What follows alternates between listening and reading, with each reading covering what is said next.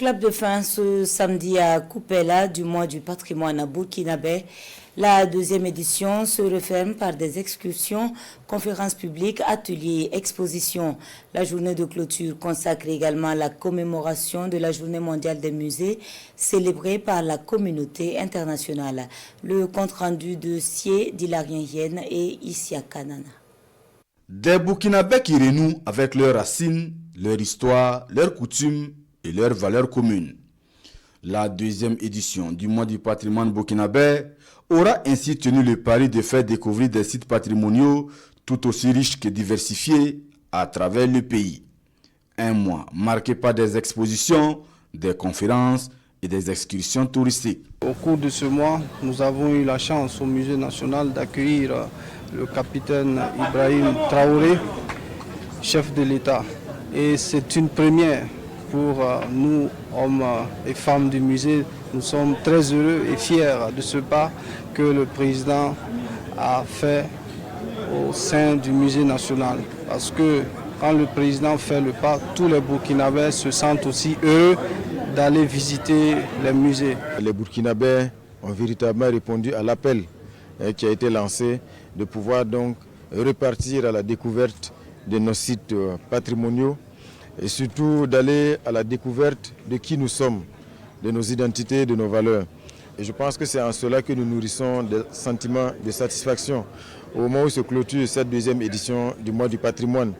Ce que je tiens également à souligner, c'est que le mois du patrimoine de façon officielle prend fin, mais les Burkinabés doivent rester dans cet élan d'aller véritablement donc à la découverte de leur histoire. Et la meilleure manière de découvrir son histoire, c'est d'aller découvrir les sites patrimoniaux. Et c'est ici, à Coupella, ville historique, porte d'entrée du christianisme au Burkina Faso, que le club de fin du mois du patrimoine burkinabé est donné par le ministre d'État, ministre en charge de la culture, des arts et du tourisme. Quand on prend le sanctuaire de 1900, c'est l'église bâtie en 1900 qui se trouve ici à Coupella. C'est un site à découvrir. Et l'histoire de ce site, c'est l'histoire également de la christianisation de notre pays, des premiers missionnaires qui sont arrivés. Donc aller découvrir ce site, c'est découvrir un pan important de l'histoire de notre pays. Ici, il y a le musée diocésain également dont le ministère a accompagné la mise en œuvre. Et le musée même se trouve dans un bâtiment qui est considéré comme l'un des plus vieux du Burkina Faso. La clôture de ce mois du patrimoine coïncide avec la célébration de la Journée mondiale des musées, commémorée également dans le chef-lieu de la province du Kouri-Tenga. Une commémoration qui offre surtout l'occasion à l'ensemble des acteurs de réfléchir sur le rôle du musée dans l'éducation et la recherche.